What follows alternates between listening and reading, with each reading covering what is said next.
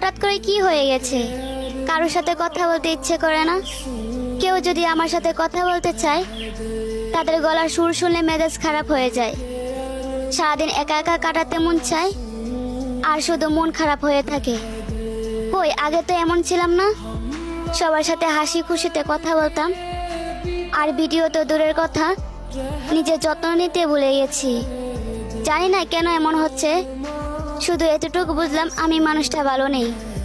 দিন দিন মানসিক শান্তি হারিয়ে ফেলতেছি।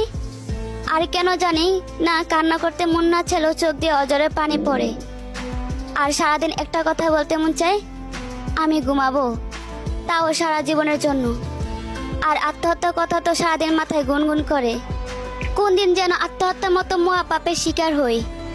না বুঝলো পরিবার, না বুঝলো প্রিয় মানুষটি, দাও বেশি করে আঘাত।